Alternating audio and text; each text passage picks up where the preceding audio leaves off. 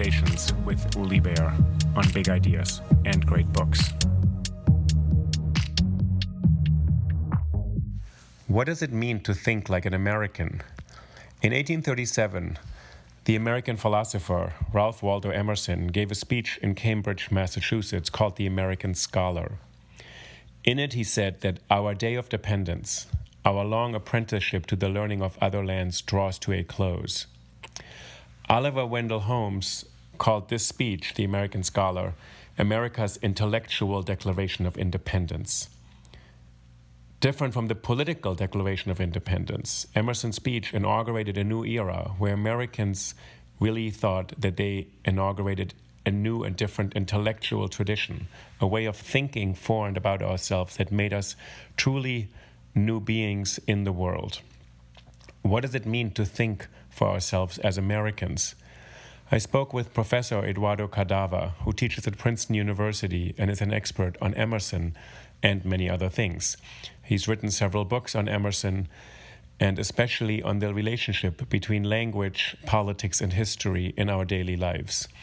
It's an important topic today, when everybody seems to be wrestling with what it means to be truly an American, with what language can be used in what context, and with a way of turning America into the ideal, into the more perfect union that the Founding Fathers had envisioned, but which many of us think still needs to be fully realized. Eduardo, I'm really happy to have you here. It's nice to be here. Thank you for coming on Think About It. You've written many books on Emerson, Walter Benjamin, on photography, and I remember reading Emerson on the climate of history a couple years ago. And I thought maybe we'll start with a quote from Selfreliance to start our conversation on Emerson. So the quote is, to believe your own thoughts, to believe that what is true for you in your private heart is true for all men. That is genius. To believe your own thought. So I wondered whether you could start us out by giving me a sense of how to make sense of a sentence like that, to believe your own thought, to believe what is true for you in your private heart is true for all men. Yeah, I mean, I think that one of the things I'll say, just as a kind of preface, because I think that this will come up in different moments when we're talking about particular lines, is that in order to read Emerson, I really think you have to always put his language in relation to other sentences, so that even this sentence, I think, has to be contextualized within the essay and then within the corpus in some way. Self-Reliance, of course, is one of the canonical essays. I mean, when everybody says, have you read Emerson? They always say, I read Self-Reliance. He's known as sort of Mr. Self-Reliance, somebody who insisted on our relying on ourselves at the expense of relations with others. I think this is a massive misreading of Emerson, and much of the work that I've done on Emerson is meant to actually suggest how insistent he was on our relationality. So, for example, the essay Self-Reliance, which has statements like insist on yourself, never imitate, etc., begins with two epigraphs. The first epigraph is, do not seek yourself outside yourself, which seems to be consonant with the way in which we read Self-Reliance, but the line is a quotation. So that there's already this dependence, right? And one can track, as has been shown if you read any of the editions of Emerson that have a kind of textual apparatus, that almost 98% of Self-Reliance is quotation. You know, so that he's actually recirculating, citing from his journals, from elsewhere, which is part of the method of composition. He very often recirculates passages from elsewhere into the essay. So that in some sense, what he's doing is he's asking you to think self-reliance, which is a term that is circulating during the period, right? There's the self-reliance of America in relation to England, the self-reliance of the pioneer, and he takes a term that is circulating, that has a kind of currency, and then he works it through the essay so that by the time you get to the end of the essay, it has no relation to what you thought it was. And this is a kind of tactic that he uses in all of his essays.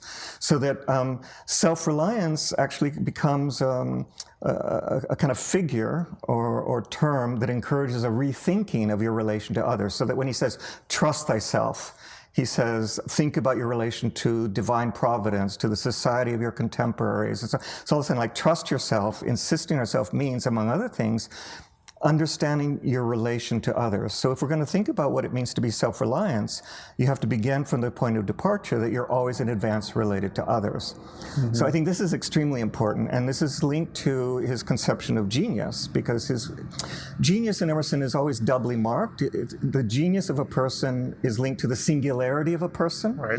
But at the same time, genius is a force that is larger than a person that moves through this person, which is why at a certain point in the essay Self-Reliance, he says, after the reading that I'm suggesting, do not speak of self-reliance. It is a poor way of speaking.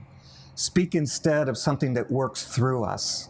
And in the essay, he calls this thing that works through us the aboriginal self. Right. It's a force that is larger than us, that works through us, that traverses us, so that as we act, we are at the same time acted upon by these forces that are larger than us. And this force is not personal or what we would have called human nature or an essence of ours. It's actually not ours. It's not not ours, even though it traverses us. Yes. So that in some sense you could think of it as you, as a kind of archive of all the relations that have gone into the making of who you are. I would say that this paradox goes, you can see this paradox everywhere in Emerson. Everywhere in Emerson, so right. that, you are who you are because of your relations to others. And yet it's precisely because of your relation to others that you're never just yourself, unless you say, I am the one who is never just myself. I want to go back to this idea that he says self-reliance. Everybody quotes self-reliance and says, this is the one thing that should be self-evident. And this sentence, when you just unpacked it, supposed to be the thing we all know. Well, self-reliance, rely on yourself, trust yourself, don't imitate. Right. And he says, this is the great danger, to think you already know yourself. Exactly. And so I think Emerson's gesture is always, what you think is most innate, most natural, most commonsensical. Right. He says that's what we have to really think about. Yeah. And this is also very American in a way that, in an interesting way, I think he always poses the commonsensicality of America. It's evident. We're practical people. We just live our lives here. This is what we do. We're settling this continent. And he says, let's think about what we're doing. Right. That's why the essays often open with these big questions: who are we, or where am I? Yeah, exactly. And I think those little sentences, which people read over, are really deep. To say, where am I? Yeah. Because when self-reliance is the one thing you would think, well, everybody quotes it and says, I know what that means. Yeah. Says we actually do not know what that means. No, and also, I mean, it's every one of the terms, that it's always, if you look at the titles of his essays, I mean, it's like self-reliance, friendship, history, nature. It's never about nature, about friendship. It's always just that term, as if what he's talking about can't be conceptualized, can't be thematized, but in fact, he's also giving you an example of what it means. So this essay comes to you in the form of self-reliance, which is to say, self-reliance is an activity that has something to do with registering, acknowledging, enacting your relation to others. Right? And let me ask you two things, sort of, when you said a couple moments ago, self-reliance is also something traverses you, and you are the kind of result, probably always in excess of the kind of addition of the things that have shaped you and formed you. So there's language and history. So first of all, we use the language given to us as children, and we learn the languages that have been used. This is a big Emersonian project to say, how do we speak in a new American English, not in an English that was inherited or given to us, and how do we live in a place that invents its own history and buries and covers over its own histories. So when you say something first about the language, when you say the language operates, what kind of English is this? What does when he said he takes quotations from himself, from other people? I mean, he does say at one point in the essay, The Poet, that language is the archives of history. And I think that if you think of Pound saying at one point, let me indulge in the American habit of quotation. There's a way in which he understands that language bears the traces of history. It doesn't just belong, as you said, to us. We use a language that isn't just ours, which is why he's always so attentive to the way in which the language we use, let's say, to question, to challenge this or that institution, because it's not our language and because it bears all this history, very often we can think that we're criticizing something, and without our knowing it, we're reinforcing, repeating the very gestures of the institution that we wish to criticize.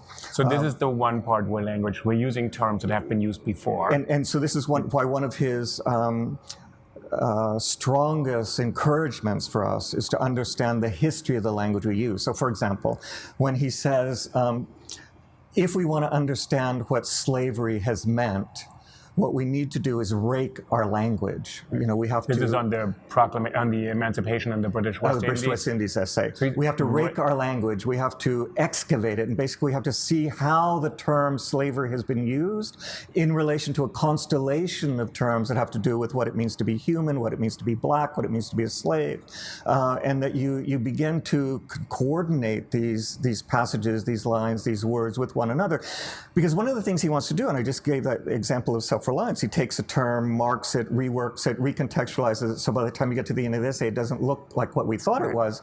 The gesture is always taking the language he inherits and working on it so that he can encourage us to rethink our relation to the language we inherit, because he thinks that if he can ask us to rethink our relation to the language we inherit, perhaps he can encourage us to rethink greater relations, not just language. So he doesn't want to just change our relation to language. He wants to change our relation to the relations in which we live. To our social and human relations. Exactly. And he thinks that language is one of the means or one of the markers of those relations. And in this example you give from their notice on the emancipation of the slaves in British West Indies, when he says we have to rake our language to understand what slavery is. Yeah, has meant. Because has meant.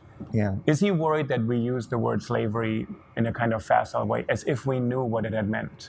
I think, if he has these comments on the opposition to slavery, he says, it's a terrible thing to just take this position as if you know what it means. I think that this is something, you brought up before, and I think that it's nice accenting it, that Emerson doesn't think that any of the words that we use have a fixed determinate meaning, right? I mean, he thinks again, so he says the word God is as fugitive as any other word, right? Which I actually want to say something when you just said, and yet all of his essays are titled Nature, Fate, History, Experience. Exactly. So they have this kind of proclamation, this kind of value, this is what it is. And at the same time, you're saying... At the same time, by the time you get to the end of the essay, is. he's transformed it in a way that it becomes almost recognizable. And that unrecognizability is the force of the provocation of the essay. So that, he can say that this thing we call democracy, there's nothing democratic in this thing we call democracy. He says manifest destiny, freedom, democracy, find names for an ugly thing. The representatives do not represent. So he's fine names. Fine name for an ugly thing. So he's saying the great terms that define America. Yes. Freedom, Declaration of Independence, democracy. Because he knows that in the name of democracy, many nasty things have been done. In the name of freedom, many nasty things have been done.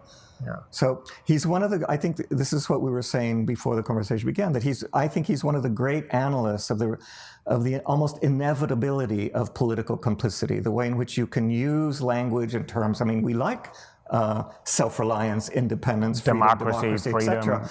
But what he's doing is he's scanning the landscape and he's seeing the way in which these terms are being mobilized, let's say by a Daniel Webster, in order to encourage the subjugation of different populations. So that he will say, for example, of Daniel Webster, that the word liberty in the mouth of a Webster is like the word love in the mouth of a Curtison. And who's Webster in this moment here? This is 1850 in Massachusetts. So what's Webster's role? 1860. So Webster's role is in relation to Emerson here. Why is he so angry? Well, he loved Webster, right? He had a fondness for him. He admired the force of his rhetoric, but it was exactly the force of his rhetoric that worried him, because he thought that because he was an amazing orator, that he could mobilize language to move people in ways that could subjugate him. So as I was saying a minute ago, is that at one point he even says that the word freedom in the mouth of Webster is like the word love in the mouth of a courtesan.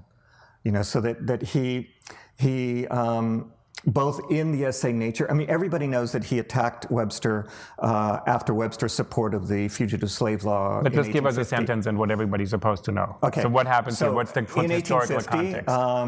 Daniel Webster gives a speech called The Constitution and the Union. And it's an argument where he's trying to preserve the Union in the midst of the debates over slavery, etc.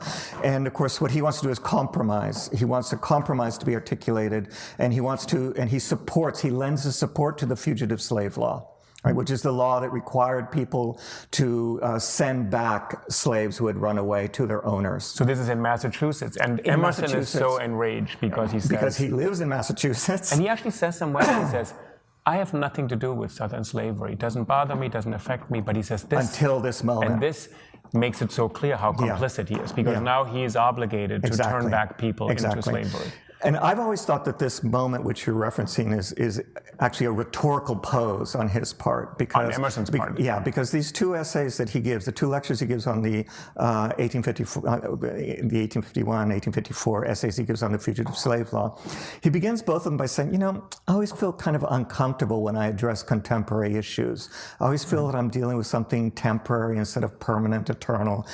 And if you've been tracking how from the beginning of his career he's been addressing contemporary political issues, what you see him doing is taking this pose of someone who retreats from the political in order to lend more force that this issue has encouraged him to come out of the closet and speak about this issue. So that if even Emerson is talking about this issue, it must be important. And as you say, one of the things he says is, I never before had been touched by this issue, but now I am touched by this issue.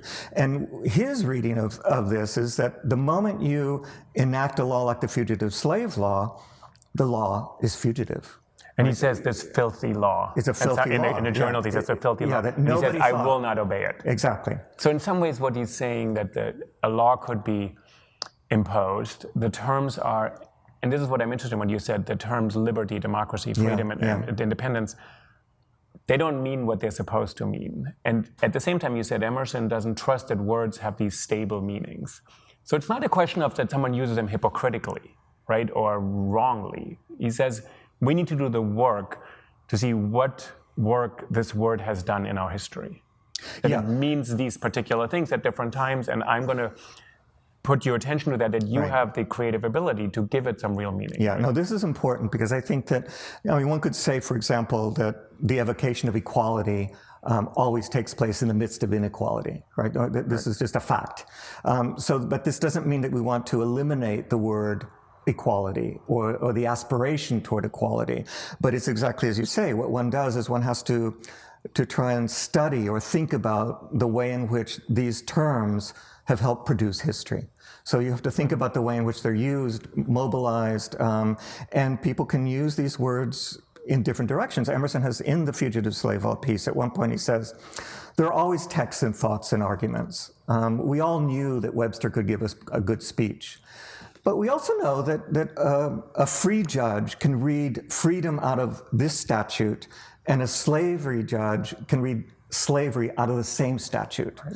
And then he goes on to say, so that in this context where you can't know in advance what the ground is because something can be read in different ways, he says the question that history with a capital H will ask is much broader. Right. That in the final hour when the armies are closing in and you have to take a stand, did you stand for oppression and chaos or freedom and justice?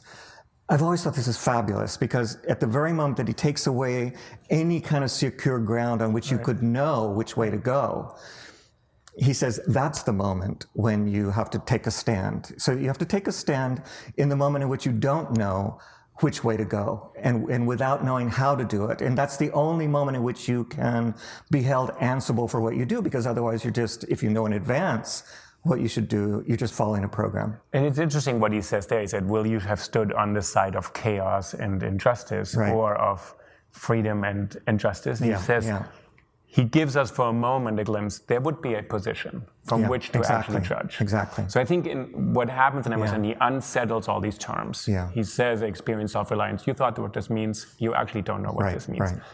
But then there are moments in the essay, kind of these resting points, where these sentences which are so apodictic, they just say what they mean. They're very brief, and those are the ones everybody likes to quote. Because they give you a moment of stability, but he says, this moment is a very hard one. This is not an easy one where I just know what I'm doing.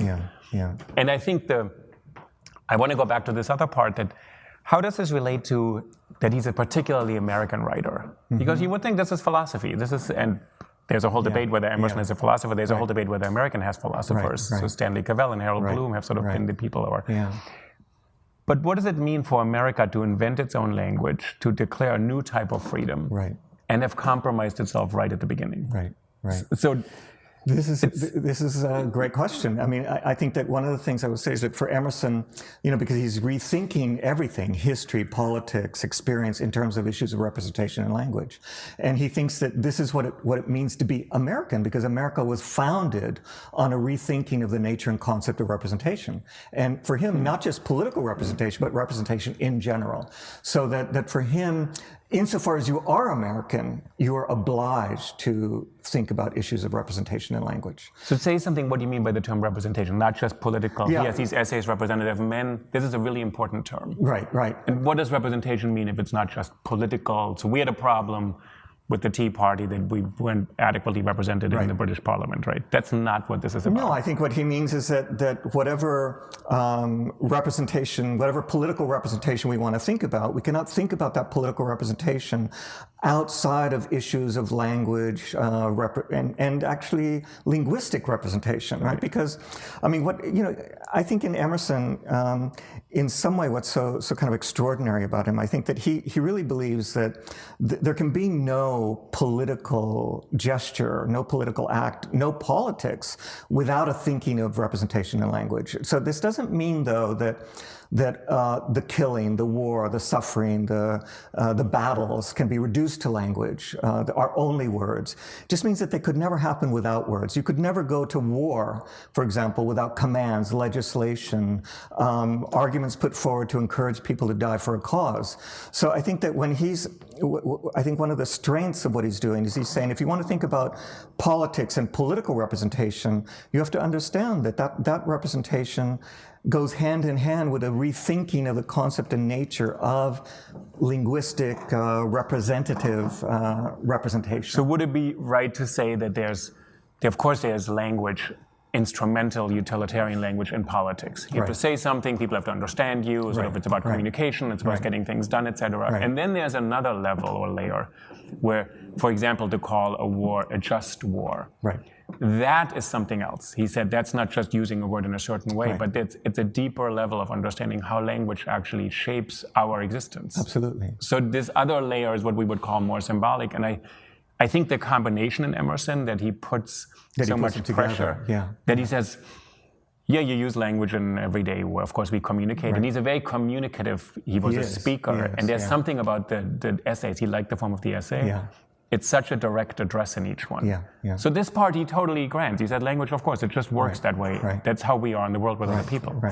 But then there's another part of language, how it actually makes us into particular players in this sociality. I mean, I think one thing that's important in terms of let's say the accessibility of Emerson, because I think this is part of what you say, is he's giving addresses, he's writing essays, he's going and giving lectures. And I remember once being asked by the early American historian Bernard Bailyn, I was talking about the opening of Nature and how it references Daniel Webster and the Bible and Thomas Paine.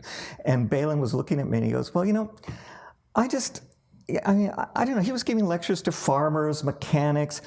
I just can't believe that they understood a word that he said. Why do you think he was so popular? This thing about Webster, Paine, the Bible, all at once in these opening sentences. I mean, are you saying that he just sat down with all these sentences and then tried to think of a way in which he could incorporate them into one sentence? Right. And I said, no, I'm saying he has a library in his head. He has a library in his head. And it's not only that. At one point, he says that if you read a sentence properly, it can become as broad as the world. So that one of the tasks of reading Emerson's sentences is effectively reconstructing the world that made these sentences possible. Right? So that if you're thinking about reading this or that sentence, when he's giving his speech, or let's say he's giving his address on nature, and he's referencing Webster, he's referencing Paine, he's referencing the Bible, everybody knew the Webster. There was a revival in Paine in the 1830s. Everybody was talking about Paine, especially among labor groups who were evoking the rhetoric of the rights of man to argue for their rights. Everybody knew the Bible. So I think that what seems obscure and difficult, and very often for us, is just that we've lost an ear for hearing what his audience would have heard very easily. It's also a funny question to me to say, did people know the references? Of course, I miss a lot of references in Emerson. When you said 90% are quotations, who do I? I mean, unless you read the journals, which he kept from 1820 to 1877. Amazing resource. Incredible. But let's say we don't know them. Right. He's also saying that language constitutes us. What you said much earlier, genius is a force that traverses us, just like language constitutes us. And he says it's a great danger for people to just use the words that have been given to them. Because that, for him, I guess he wouldn't use his word as inauthentic or wrong, or gets that into the wrong political side. Right. So he also empowers his listeners to say, your language will make you. So I'm going to give you the loftiest, most powerful language, because this is America. We have the chance to invent our language. So I think to say these people didn't get it is sort of a misunderstanding. He says, all we have is language, in a way. All we have is to make ourselves through this language in this new land, because if we use the terms from before, it's not going to get us anywhere. Let me see if I can, there was something that this now reminds me of when you asked me about his Americanness, and I took this sort of route of the Americanness of thinking about representation, which I think is there. Emerson at one point says, "Pray do not read American, thought is of no nation." Right, so that there's a way in which, of course, he's interested in America, but he's also, as you said, he's also a thinker, a philosopher. So he uses America because he wants to talk about America. This is where he lives. He's interested in this context, and he's engaging all the contemporary debates in America.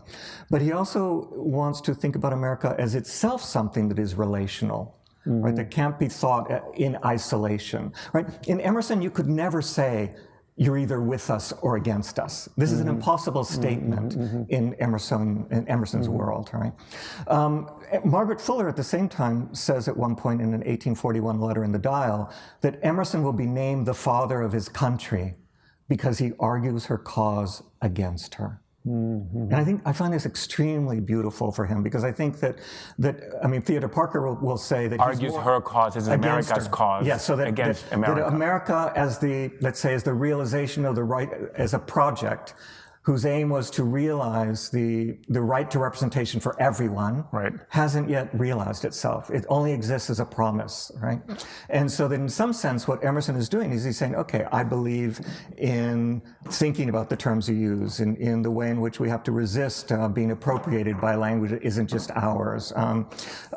This is linked to the essay Fate, which we could talk about later. But what he does is he gives you these essays that do the work of revising his relation to these terms in order to give us an example of what it would mean, so that each of these essays are effectively a training manual on how to read language historically in moments of danger. And he believed we lived in a moment of danger.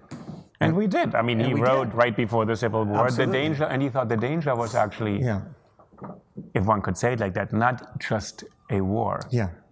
But that this experiment of inventing a new language and a new history and a new people would be kind of one we wasted. And it's a new language, though, but it's a new language that bears a relation to the old language, right? I mean, everybody reads Selfreliance, an essay that very few people read, which is published later, 1860, late 1850s, Quotation and Originality, right? An amazing essay where he says, all minds quote, every moment is the warp and woof of the past and the present.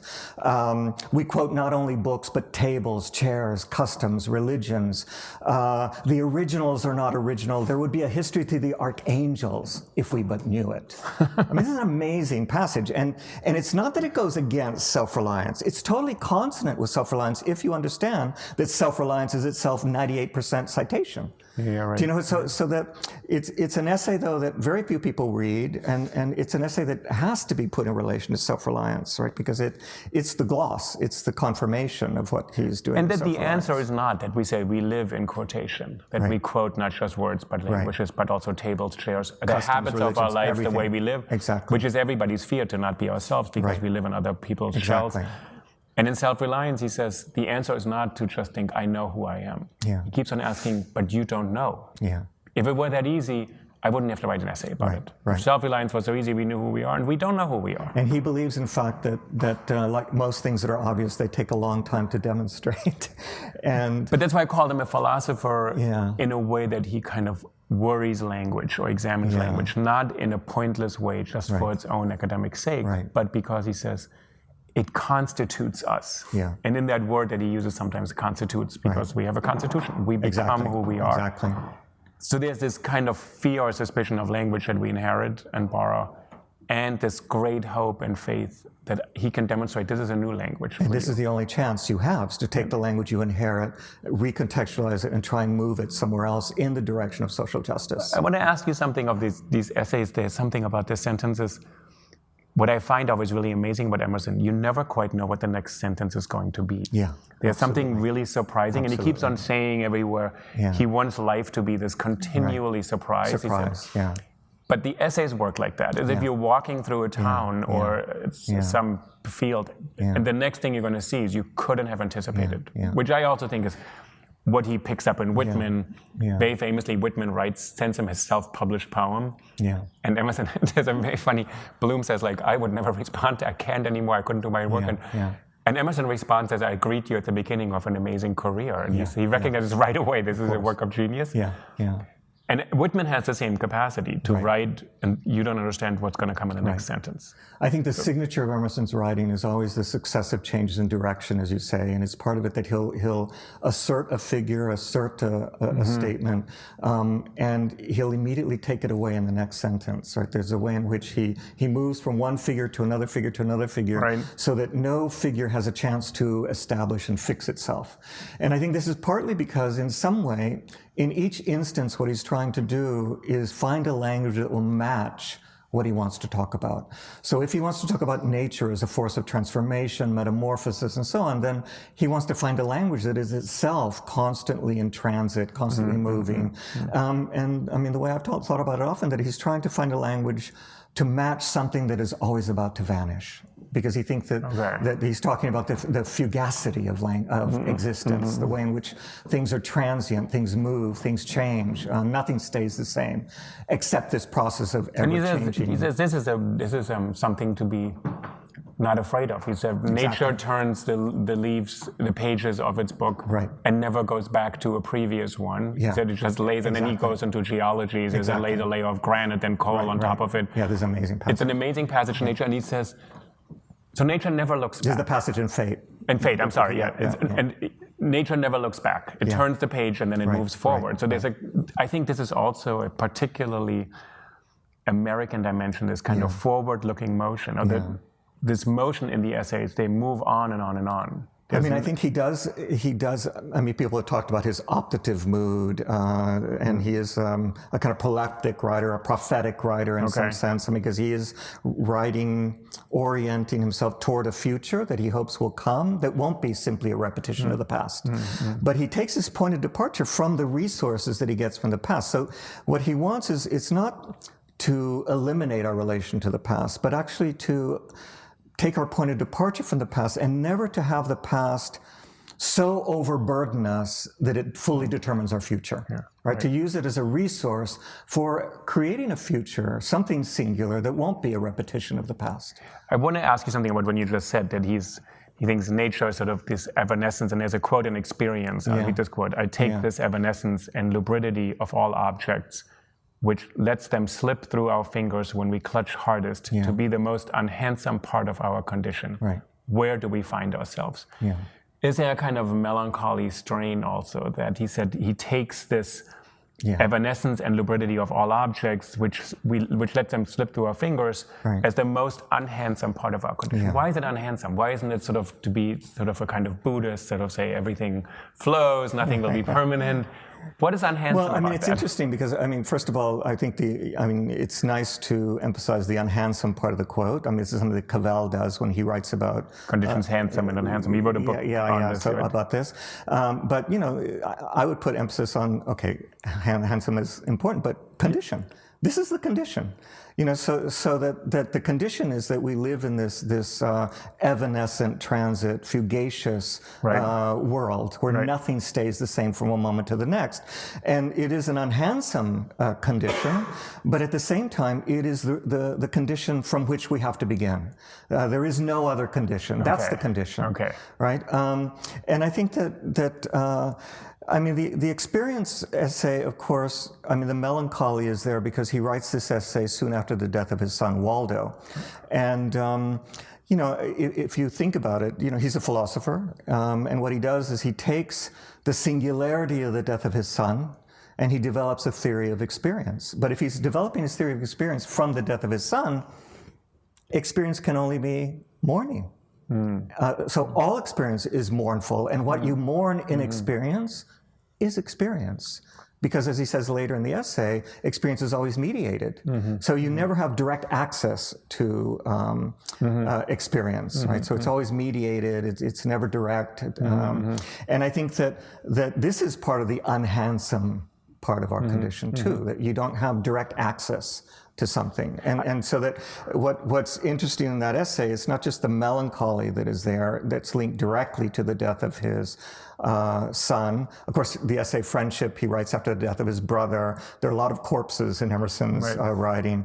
But I also think one of the things that I've argued elsewhere is that Emerson, like Frederick Douglass, is one of the great mourners of America, which is to say, and I take that specifically from the moment in the 1852 speech by Douglass on the meaning of the 4th of July for the Negro, where at one point he's addressing his mostly white audience, and he says, this is a day of celebration for you, but for me it's a day of mourning.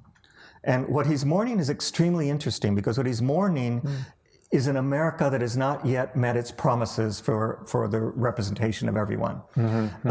So he's mourning something that never existed, right? So that instead of something existing and dying and then we mourn it, this has never existed. So both Douglass and Emerson began from that mournful site, and they want to believe that through acts of thought and writing, they can work through that. But this is interesting, that speech by Douglass in 1852, where he says... This is a speech that everyone should read. And would you argue my humanity? He said it would be absurd. And so, and then he moves on, and he argues it, and he says it would be ridiculous for me to have to prove my humanity. Then he proves it, and then he moves on. Just like Emerson, when he said it's not as melancholy maybe as I thought it was, when he says, where do we find ourselves? As if he gives us a moment to say, this is an opportunity. Because we were confused. We actually thought we knew where we are. Because we actually thought we can control our experience. We can hold on to things. And both Douglass and he say, this is the moment to actually find ourselves. We haven't even found ourselves. I think what he's also saying, you thought you knew who you are. I can show to you that you have no idea where and who you are. So we find ourselves now in this condition. And in that essay, of course, it's like the sentence the passage you quoted, which ends in "Where do we find ourselves?" That line is also the first line of the essay. So it's an essay that repeats that line, and so it begins. Where do we find ourselves? At that particular moment, you find yourself at the beginning of his essay on experience. You find yourself in relation to language. So that again, the essay is not about experience, on experience. What is experience? This is experience. I mean, he's giving you an experience of experience. And the other part, I think, when you said earlier, there's the evanescence and also the fluidity. This is America, major transformation. A railroad, shipping, industry, huge political fights. I actually think this part is what resonates today, was that where do we find ourselves? You can say, we have new corporations that control our lives, called Facebook and Google, not the railroad companies. We have political turmoil, our fair share of it. This is a very Emersonian moment. He would have been, this is the moment to take stock.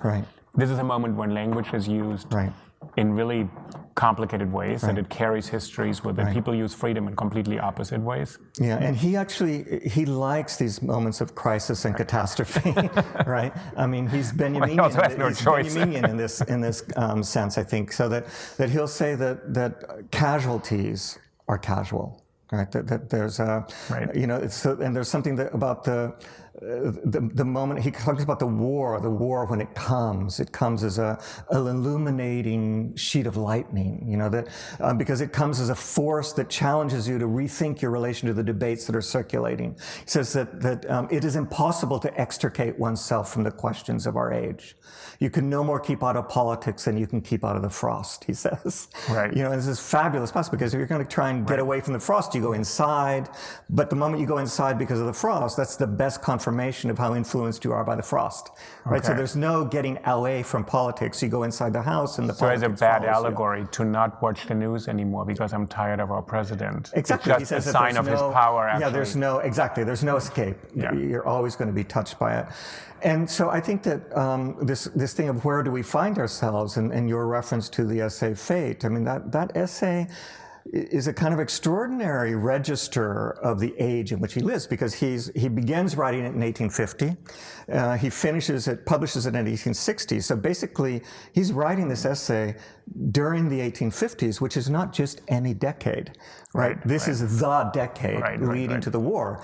Debates about slavery, debates about expansion, westward expansion, manifest destiny, what it means to be human, slave, etc. All of these debates are there. And his context is the first women's rights movement is there. So the essay Fate actually comes to you in the form of a kind of archive or anthology of everything that's happening in that decade and even before. I'm going to read the beginning of Fate, and then we'll talk about there's a kind of real clear opposition in Fate that he sets up. He says, the beginning is, to me, however, the question of the times resolved itself into a practical question of the conduct of life.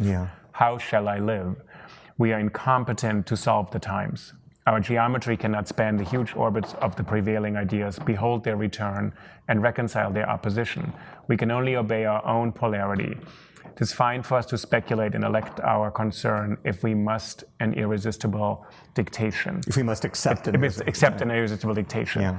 To me, the question of the times resolved itself into a practical question. So he actually moves right away from the question of the time. What you said, the big question, he said, how shall I live? So the American question for him is not, what political opinion should I have? No, it's not. It's an existential question. And he poses it not only as an existential question, but as the most difficult question, right? Because tis fine to say, I speculate and elect my course, if I must accept an irresistible dictation. We're back to self-reliance, right?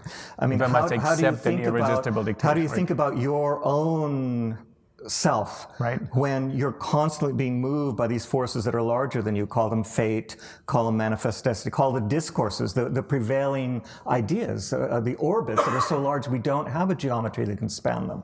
So that we find ourselves in the midst of an entire network of unforeseeably mediated relations, and in the midst of these forces that are larger than us and are moving us in these directions, that are fating us and destining us in these directions, how do you take a stand? How do you resist that movement? How do you conduct your life in a moment when your life is never just your life, first of all? It's interesting what you just said, these kind of orbits. It's not what political theory until that point said. It's laws, a social contract society. He said it's all these things. Plus it's nature. All these things. Plus it's fate, a term which seems to be taken out of antiquity or something like that. Right. Which he does. In fact, he gives a history of the term fate in the essay Fate. So he says there are all these forces working on us, shaping us, also empowering us in a certain way. And then there's this other part. What's the other part? So the self or our will or our mind. So there's this return always that through thought, we can gain a certain kind of relation to these other relations. Yeah, this is complicated. I mean, I think that if we had time, what we could do is actually do a reading of the essay Fate, because I think it is one of the most extraordinary essays to talk about this issue, because he's really laboring in this essay to think about how he can conduct his life in writing, in thought, in the world, in this particular moment, where the question of the times is the question of slavery, race, manifest destiny. These are the questions of the time. I think that the essay Fate is one of the most amazing readings of manifest destiny in terms of questions of race. And one of the extraordinary things about the essay is he never once uses the term manifest destiny. But it's because he doesn't think there's anything obvious or natural about manifest destiny. So that the essay comes in the form of a kind of anthology of all the discourses of racism that are circulating during the time. I mean, environmental causes, geological, all the different racial theories of scientific racism, etc. And he's engaging, ventriloquizing these discourses at the same time that he's trying to work against them. So that he feels this irresistible dictation of all these discourses that are circulating during the period. And then he needs to modulate, insert himself, resist through this difficult essay, right? And for me, the most extraordinary moment in the essay, and if you'll permit me, I'll say this for like 2-3 minutes maybe, is the moment that you already evoked, where he talks about how the book of fate is the book of nature, and 1,000 ages go by and a layer of coal, 1,000 ages and a layer of marl, and it keeps going until 1,000 ages go by and man appears. So it's this rhetoric of natural development leading to the emergence of man.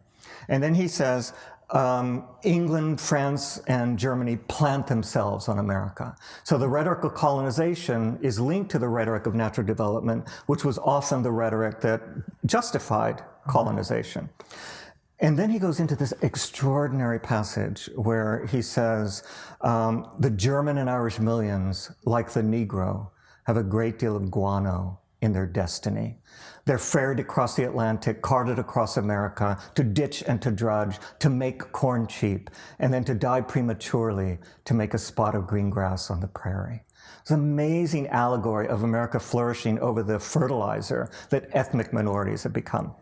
And this is a kind of extraordinary moment, and it's linked to what you're trying to say, because he prefaces that passage, and I'll say more about the passage in a minute, but he prefaces the passages by citing a series of passages from Robert Knox's a book called The Races of Men. Right. Massively racist text. Totally unavailable today. Yeah, I checked, thank God. I can give you a copy. You can't, but you cannot order it on Amazon right away. So this is the book he references for a moment. He's quoting it, and this moment has often been read as a confirmation of Emerson's own latent racism, right? But he's quoting, and as he's quoting, he says, there are many strong and pungent truths in this book, right? And then he goes into the guano passage. Now, the one word that is always associated with guano is pungent, right? So he's really saying this book is a piece of guano, which is to say this book is a piece of shit. It's a piece of fertilizer because it's fertilizing racist soil, right? And so what you see, because he quotes the Knox and then he says, see the shades of the picture. The German and Irish millions, like the Negro, etc.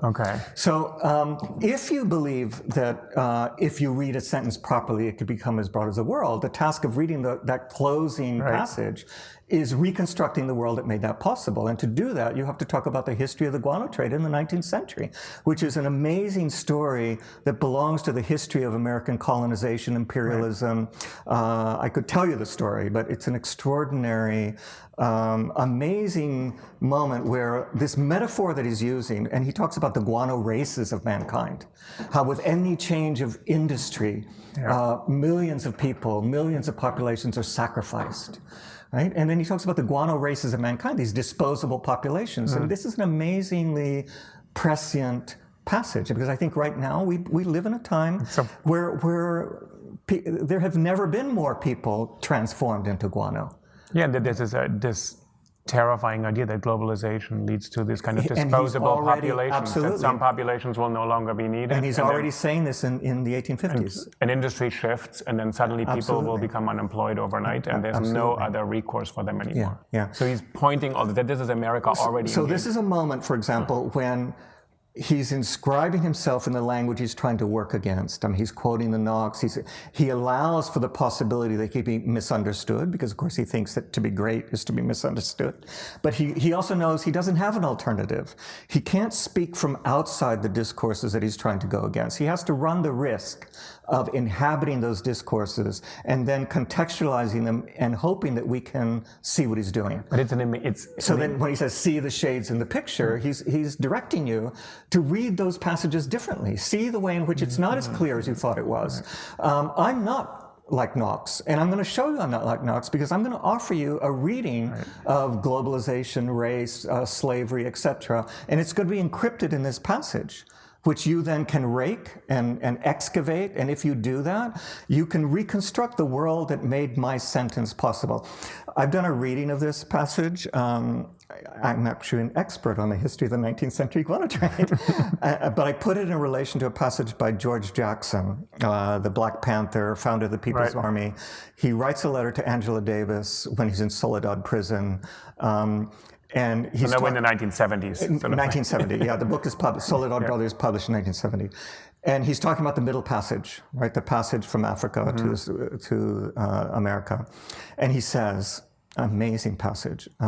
My recall is nearly perfect. Time has faded nothing.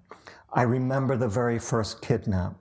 I've lived through the passage, died in the passage, laying in the unmarked shallow graves of the millions who fertilized the American soil with their corpses. Cotton and corn growing out of my chest, unto the third, the fourth generation, the 10th, the 100th. It's an amazing passage, and it's absolutely resonant with Emerson. I mean, in fact, even if Jackson never saw Emerson's passage, Jackson's passage tells you how to read Emerson's passage. And I think both of them are analyzing exactly what you're talking about, the way in which America has flourished over the production of disposable populations. And I think what you're saying in Jackson's passage, it's not just metaphor, just poetic license. Absolutely. It's actually the concrete history of this country rendered in a powerful image. And in some ways, I think where Emerson is always going to say, language can actually remind us of this history and recreate it for us, and not just give us a picture of it. No, and I'm glad you said this. Because it's otherwise could be just, oh, he's a creative writer. He said, this is what is experienced. I'm glad you said this, because it's not only linked to what I said earlier, language is the archives of history, but you have this metaphor that he's using, but this metaphor bears the material traces of an entire history that belongs to the history of American colonization and imperialism and racism and slavery and so on. I mean, it's an extraordinary passage. It's Derek Walcott said about post-colonial states, he said the rot remains. And Stoller talked about this a couple of weeks ago. And he said, it's real rot. It's actually material decomposition of things that were left behind and of people who have died here. And it's not a metaphor. I mean, so in some ways, to open up this question, it's not poetic literary language in Emerson or in Jackson. No, so just really telegraphically, Peru had been at war with Bolivia. It incurred enormous war debt. So in 1841, Manuel Menendez, the president of Peru, nationalizes the guano resources and enters into a monopoly arrangement with the London firm, the House of Gibbs, for the distribution of guano for 5 years. 1847, 5 years later, they become the monopoly. They're the ones who distribute to North America and Europe.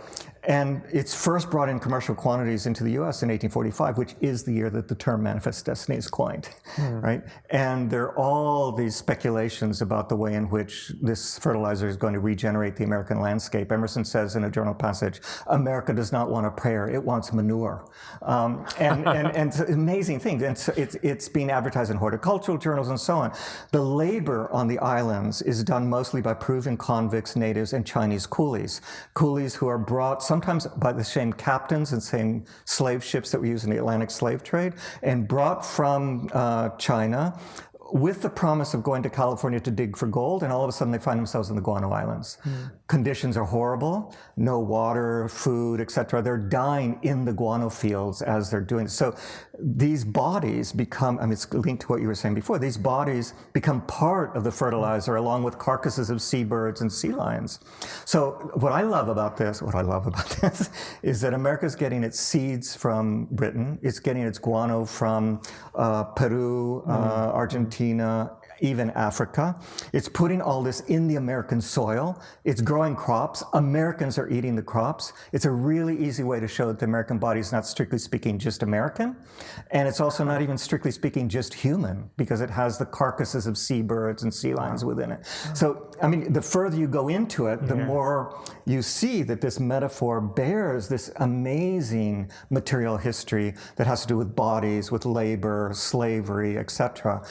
And it's just this passage. But it's amazing what you can open up by doing this history and saying Emerson contains this in a few words. And he says, when he says, how shall I live and fade? Or where do we find ourselves in experience? And you're saying the work to be done is to really listen to his sentences and say, where do we find ourselves in this network of relations from England to Peru to Bolivia to America?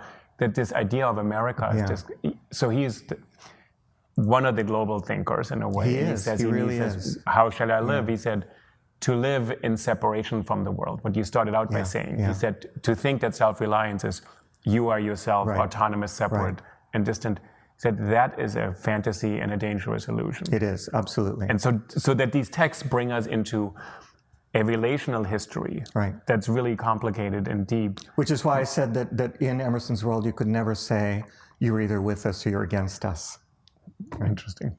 I want to end here, and I do actually, Eduardo, I really thank you for drawing my attention to the essay Fate, which I pointed out to you, Random House Modern Library, which we all greatly respect, doesn't contain this essay. I always use the Library of America edition. So Library of America edition. All right, so I moved from the commercial Random House Library to the prestigious not-for-profit Library of America edition. But I will put a link to it in the notes, that the essay Fate, probably to read Fate, Self-Reliance, and Experience, maybe a way and also for the people. other essay to put in relation to that is the essay Friendship. Friendship. Because it is also it's one of the great essays on the nature relation. And if we have time, I can just talk about the opening, which is really, not too many people read the essay Friendship, and when they do, they usually see it as another reason why Emerson could never make a good friend. But it is one of the great essays on relation, and it's linked to something that I want to pick up on, an accent that you were saying before, which is whether or not we can know ourselves. Because it opens up with this parable of a commended stranger coming to a house. And it's not the people in the house, but the house itself is palpitating in anticipation of the stranger's arrival. And the people in the house are getting their best clothes on, they're cooking, they're cleaning the house, getting ready for the stranger to arrive. The stranger arrives and everything is fine until he opens his mouth. And as soon as he opens his mouth, the people say, oh, now we know his biases, his prejudices, he can be a friend no more. And what's great about the parable, of course, is it immediately exposes the biases and prejudice of the people in the house. And Emerson says, the stranger stands for all of humanity, which is to say that we always remain strange to ourselves and to each other. And what he says in this essay is that, because within canonical meditations of friendship, one is always thinking about whether you become friends with people like you, unlike you. He says friendship occurs betwixt likeness and unlikeness. And that within the relation of friendship, it's the not mine that is mine. So it's not about possessing the other at all. And he says toward the end that within the experience of friendship, we will meet as if we never met, and we will part as if we never parted. So we'll meet as if we never met because you never fully know the other, but you part as if you never parted because the moment you encounter someone, you're moved by someone, touched or even kissed by someone, you're no longer the same person you were before that encounter, because from that moment on, you carry a trace of that other in you. And I find this extremely exquisite, and also it is a confirmation of the relationality in which we live. So I think friendship can be paired with self-reliance, along with the quotation and originality essay, along with the Fate essay. And this is just to say where we began, that to read Emerson, you have to read a lot of him. Yeah. Thank you. This is great. Thank you. We'll do another session on the rest of Emerson, Right. the other 1,000 pages. Right. Thank you so much.